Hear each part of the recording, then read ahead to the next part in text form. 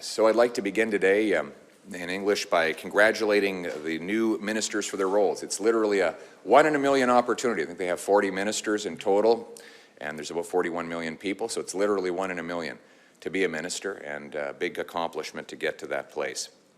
The Conservatives will take our role of holding the government accountable seriously. That doesn't mean we reflexively oppose everything the government does. When it comes, for example, to foreign affairs, if the government does a good job at defending our national interests in negotiations with the U.S., then we will support those efforts. When they're right, we'll stand with them. When they're wrong, we will oppose them. We hope the country succeeds. We want the nation to do well.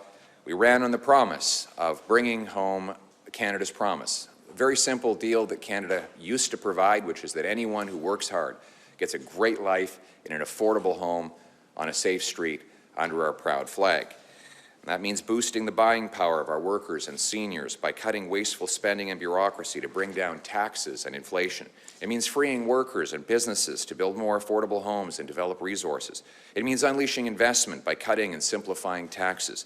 It means protecting our streets with stronger laws and borders. Canadians cannot afford more high-spending, high-taxing, over-regulating, out-of-touch Liberal policies that have priced young people out of homes, inflicted crime waves on our communities, driven 2 million people to the food bank, and made life unbearable for too many hardworking and decent people. In his first press conference, Mr. Carney talked a good game about reversing Liberal policies in these areas, but now we have to find out if he was serious. And so far, it's not a promising start. The first disappointment is, unfortunately, his cabinet. He appointed Trudeau's old team and Trudeau's old advisors. Stephen Guilbeault, whose radical green agenda would shut down all future developments in our resource industry, is still the minister responsible for Quebec. Sean Fraser was the immigration minister who caused the immigration crisis, the housing minister who gave us the housing crisis, and now he's the minister responsible for addressing the Liberal crime crisis.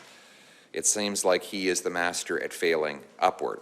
Chrystia Freeland, who as finance minister hiked capital gains tax and carbon taxes and massively grew our debt to the point where we now spend $1 billion a week on interest, stays in the cabinet.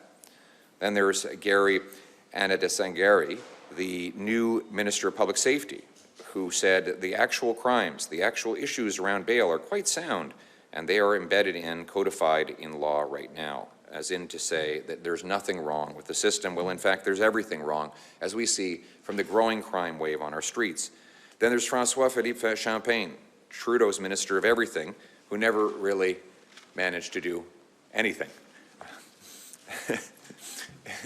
And he did it very loudly. But nice guy. I'll give him credit, he's a nice guy. But he was the Minister of Industry, during which we had the worst economic growth of any country in the G7, and now he's in charge of the budget.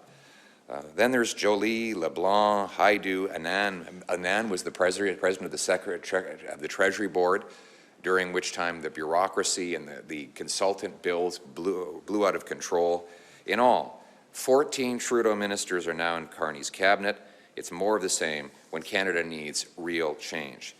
Even the new additions are problematic. Gregor Robertson was the mayor of Vancouver, who pushed for total legalization of hard drugs, distribution of tax-funded opioids. During his time there was a 600% increase in overdoses. Now he's the housing minister. Well, what's his record on housing? Well, he increased housing taxes in Vancouver by 141%.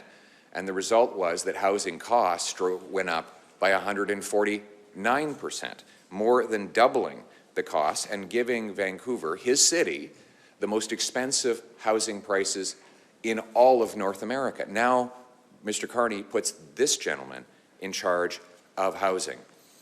If this is the new blood that Mr. Carney is bringing into the cabinet, then sadly for Canadians, nothing is going to change, and the role of the Conservative Party will be more important than ever. Conservatives will continue to push real solutions. We'll put forward constructive ideas to reverse the housing crisis, make food affordable, and grow our paychecks. And these sorts of things cannot be solved with more bureaucracy and Liberal laws. We need common sense results. And that's why Conservatives will continue to push for less spending, less taxes, less inflation, to lock up criminals, remove bureaucracy, speed up home building and resource production. We need to put forward real solutions on crime, for example, to toughen up penalties for repeat violent offenders and end the revolving door of broken bail. We will also demand the government actually impose a real cap on immigration so that we can stop the uncontrolled population growth that has put too much pressure on our housing, job, and healthcare systems. Finally, and most importantly, the only way we get out of this deep economic trouble the Liberals have got us into is by unleashing economic growth. And that means repealing anti-development laws, C-69, the energy cap, the industrial carbon tax, the offshore shipping ban. All of these things need to be reversed so that we can unleash the incredible power of our resources.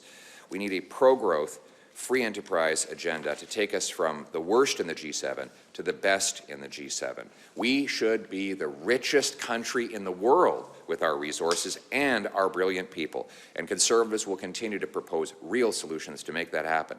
It's our constitutional duty to hold the government to account, and we will do that. We'll give a voice to all the voiceless, those who have been cast aside, ignored, kicked to the curb, the decent, honorable people whose lives have been turned upside down in the last decade, that feel like they've had, until recently, that they've had no voice. They've asked me to continue to fight for them, and Conservatives are going to be their voice on the floor of the House of Commons. We're proud that we brought together the biggest coalition of Conservatives in history that will all work. We want to make sure that every single person who vested their hopes in us sees us fighting for them every day, even though the final result did not go how we wanted. We want to see dramatic changes, not soft reassurances. We also have an offer to make the Liberals. My message to Mr. Carney: steal my ideas. We've got great ideas.